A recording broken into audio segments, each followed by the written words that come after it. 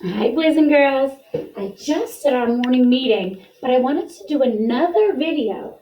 And I want to read you, I was thinking maybe like a chapter a day, and we will read this book, which is Frog and Toad Are Friends. So I thought it'd be really neat if I could try to read a book also to you, boys and girls, kind of like we do every single day for our own morning meeting or throughout the day.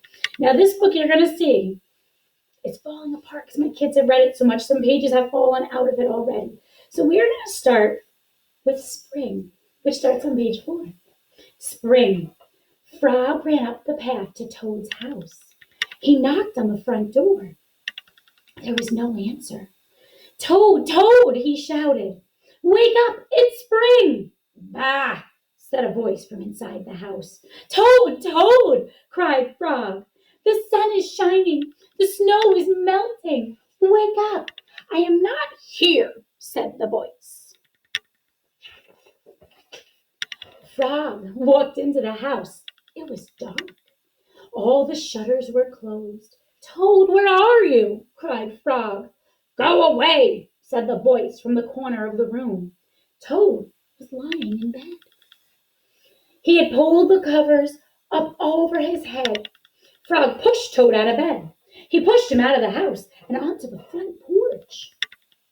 Toad blinked in the bright sun. Help, said Toad. I can't see anything. I'm going to go outside and it's so bright. Don't be silly, said Frog. What you see is the clear, warm light of April. And it means that we can begin a whole new year together, Toad. Think of it, said Frog.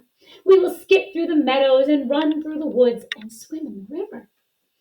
In the evenings, we will sit right here on this front porch and we will count the stars together. You can count them, Frog, said Toad. I will be too tired. I'm going back to bed. Toad went back into the house. He got into his bed and pulled the covers over his head again. But Toad, cried Frog, you will miss all the fun. Listen, Frog, said Toad. How long have I been asleep? You have been asleep since November, said Frog. Well then, said Toad, a little more sleep will not hurt me. Come back again and wake me up at May. Good night, Frog. Now we learned in science, what is Frog doing? He's been hibernating, you're right. But Toad, said Frog, I'll be lonely until then. Toad did not answer. He had fallen back to sleep. Frog looked at Toad's calendar. The November page was still on top. Frog tore off the November page. He tore off the December page. He tore off the January page. He tore off the February page. He tore off the March page. He came to the April page. Frog tore off April page too. Then Frog ran back to Toad's bed.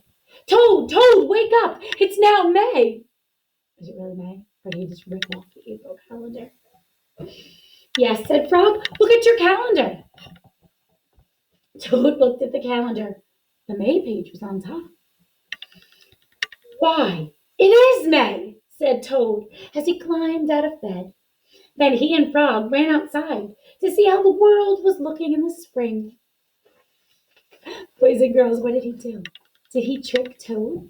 He went off and ripped the pages off the calendar. And now he said, it's May, time to wake up. Tomorrow we will continue with chapter 2. And chapter 2 is called The Story. Join me tomorrow.